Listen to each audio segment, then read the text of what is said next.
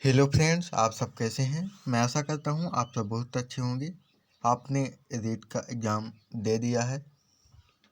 खूब टेंशन में भी होंगे, मुझे पता है, क्योंकि मुझे भी खुद भी काफ़ी टेंशन हो रही है एग्ज़ाम को लेकर। एग्ज़ाम तो हो ही चुका है, रिजल्ट को लेकर। अब आंसर की बारी है। अब आपके मन में कट ऑफ को लेकर टेंशन बन रही होगी कि आपका कितना कट ऑफ जा सकता है अलग अलग सब्जेक्ट का। मैं आपको लेवल 1 का ऑलरेडी वीडियो बनाकर दे चुका हूं, तो आपने अगर उसको नहीं देखा है तो आप कमेंट सेक्शन में जा कर के उसे देख लीजिए। कमेंट सेक्शन में नहीं, सॉरी, डिस्क्रिप्शन बॉक्स में उसकी लिंक मैं दे रहा हूं, तो आप वहां से देख सकते हैं। आज मैं आपको लेवल 2 की सभी सब्जेक्ट की कट ऑफ बताने वाला हूँ। मैं अलग अलग सब्जेक्ट की नहीं बताऊँगा, टोटल ओवरऑल कट ऑफ बताने वाला हूँ, क्योंकि लगभग सभी की उतनी ही जाएगी। मान लीजिए कि जैसे कि हिंदी सब्जेक्ट की है तो थोड़ा और ज़्यादा चली जाएगी, और इंग्लिश की है तो थोड़ा और कम जाएगी, लेकिन लगभग इसी के आसपास रहेगी।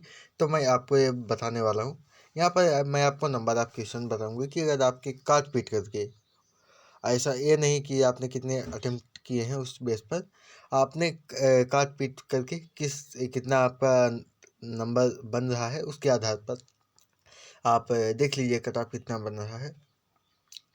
आप कहाँ से मिलाएंगे, तो आप अगर आप कहेंगे तो मैं आपको टेलीग्राम में वहाँ संकल्प क्लासेस बार में करके एक जो कोचिंग है उनका, मतलब मुझे लगता है पर्सनली कि उनका जो आंसर किया वो सबसे ऑथेंटिक है, क्योंकि उन्होंने हर एक क्वेश्चन के नीचे उसका प्रूफ दिया है कि इसका आंसर क्या होना चाहिए और ये कहाँ से उठाया गया है। यह प्रश्न जैसे कि राजस्थान जी के है या फिर अदर सब्जेक्ट की है तो उसका आंसर क्या होगा, तो उसको उन्होंने प्रूफ दिया है। तो मुझे लगता है कि 99% उनकी आंसर की सही है। एक दो क्वेश्चन कहा जा सकता है कि क्योंकि उसमें कथन कर्ण वाले क्वेश्चन हो गए, या फिर कैसे और भी दूसरे जो क्वेश्चन थे जिसमें कि मतलब कंफ्यूज होने वाले जो क्वेश्चन है, तो उसमें एक दो क्वेश्चन आगे पीछे हो सकता है, लेकिन लगभग आपका 99-98% उनकी आंसर की सही है। तो आप उनसे मिला लीजिएगा। अगर आप कहेंगे तो मैं उस पर वीडियो भी बना दूंगा कि कैसे मिलाना है। तो चलिए मैं आपको दिखाई देता हूँ आपका कट ऑफ की कितना जा सकता है कट ऑफ अलग अलग सब्जेक्ट का। तो मैंने यहाँ पर ये आप कहेंगे कि कट ऑफ मैंने कैसे बता दिया, तो सभी अलग अलग टीचर्स ने, आपने देखा होगा कि पोल करवाया है, चाहे टेलीग्राम में हो या फिर किसी दूसरी जगह पर। तो उसी के बेसिस पर मैं बता रहा हूँ कि इससे नीचे नहीं जाएगी, इससे ऊपर चली जाए तो चली ही जाए, इससे नीचे नहीं जाएगी। मैं आपको खुश करने के लिए नहीं कह सकता कि सिर्फ इतने क्वेश्चन में आपका सिलेक्शन हो जाएगा या फिर क्या हो जाएगा।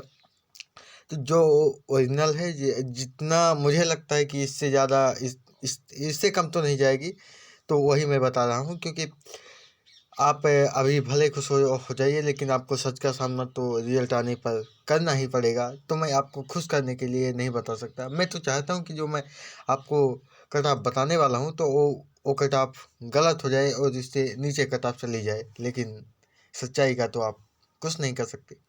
तो चलिए बताता हूँ। यहाँ पर जनरल का अगर आपका 105 क्वेश्चन प्लस आपके सही हो रहे हैं, सही होने का मतलब काट पीट के बच रहे हैं, तो आप मान सकते हैं कि हाँ आप रेस में हैं, अच्छे रेस में हैं, आपका सिलेक्शन हो सकता है। ओबीसी का अगर आपके 100 प्लस क्वेश्चन सही हैं, 100 प्लस क्वेश्चन काट पीट के बच रहे हैं, तो आपका सिलेक्शन का चांस है। इसी तरह AWS का 98 प्लस क्वेश्चन अगर आपके सही हैं तो आप रेस में बने हुए हैं। आप हो सकता है हो भी जाए, और या फिर 2 गुना में तो हो ही जाएगा। तो मैं यही बता रहा हूँ कि अगर आपके इस आस-पास है इसके, जैसे कि 2 नंबर कम मान लीजिए 96 या फिर 100 प्लस क्वेश्चन है, तो आप श्योर मानिए कि आपका सिलेक्शन हो जाएगा। ठीक। इसी तरह एससी का आपका 85 प्लस क्वेश्चन आपके काट पीट के बचनी चाहिए। एसटी का आपका 80 प्लस क्वेश्चन आपके बचना चाहिए। बाकी आप एमबीसी या फिर अलग अलग जो कैटेगरी हैं, तो उनके लिए आप देख लीजिएगा।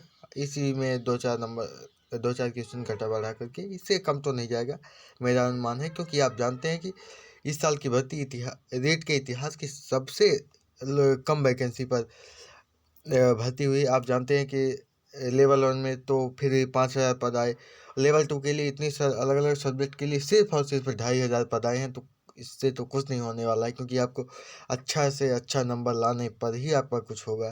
तो यही है कि इससे कम तो नहीं जाएगी कट ऑफ, इससे ऊपर ही जाएगी।